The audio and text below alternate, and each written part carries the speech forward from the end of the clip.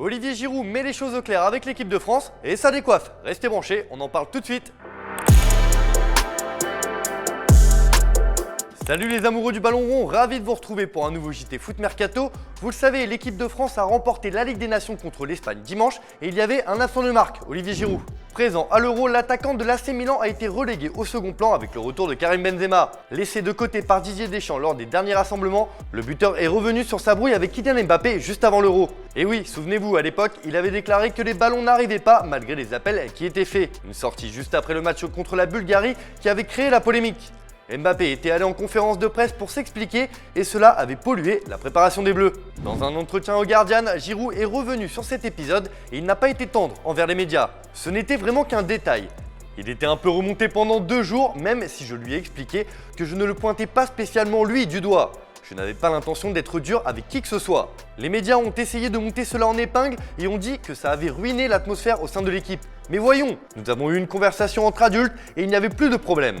Toujours comparé à Karim Benzema en sélection, Giroud n'est pas rancunier et là aussi il s'est confié sur sa relation avec l'attaquant du Real Madrid. Toute ma carrière en sélection, on m'a opposé à lui, on nous a monté l'un contre l'autre.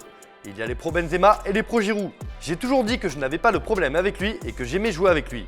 Mais c'était un truc médiatique pour faire croire qu'on était en affrontement. Cela n'a jamais été vrai. Même la comparaison entre le karting et la F1 a fait marrer Giroud. En tout cas, une chose est sûre, pour Olivier Giroud, il est hors de question de renoncer à l'équipe de France et il a un petit message aussi pour Didier Deschamps. Je ne dirai jamais que je prends ma retraite internationale. C'est simple, si le sélectionneur a besoin de moi, il m'appelle. Sinon, il ne m'appelle pas. Je suis concentré à 100% sur Milan, marquer et faire marquer ici. On verra ce qui se passera. Les choses sont claires, Giroud et les Bleus, c'est une grande histoire d'amour. C'est d'ailleurs la question du jour les amis, pensez-vous qu'Olivier Giroud fera son retour en équipe de France? Comme d'habitude, on attend vos réponses dans les commentaires. Hier, on vous demandait votre favori pour le Ballon d'Or cette année, et bien vous êtes nombreux à penser que Robert Lewandowski serait le candidat idéal. Dans l'actu du jour, le Real Madrid est décidément très chaud sur les joueurs français pour se renforcer. On le sait, le club merengue a érigé en priorité l'arrivée de Kylian Mbappé l'été prochain.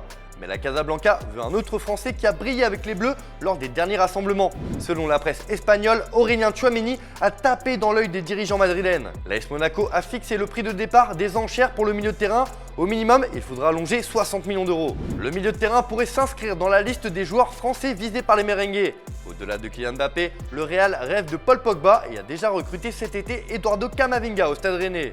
Karim Benzema est un habitué de longue date de la Maison Blanche, comme l'était jusqu'à cet été Raphaël Varane.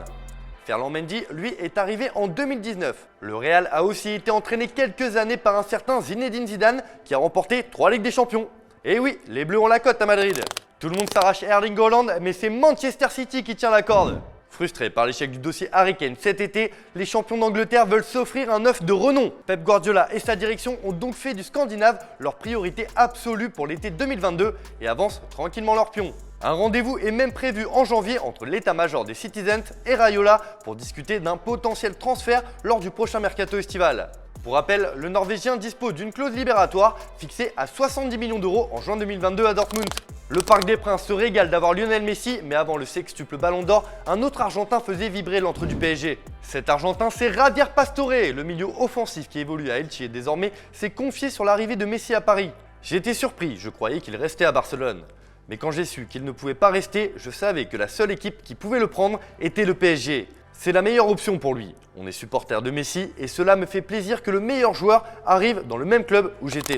Un mot sur Théo Hernandez, le latéral gauche de l'AC Milan et de l'équipe de France qui a été testé positif au Covid. Au retour du rassemblement des Bleus, le joueur de 24 ans a été mis en quarantaine. Il devrait manquer le match contre l'Hellas Vérone ce samedi en Serie A ainsi que le match de Ligue des Champions face au FC Porto mardi prochain.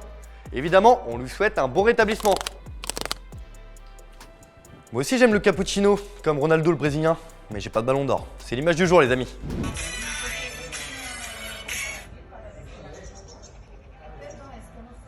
Cappuccino.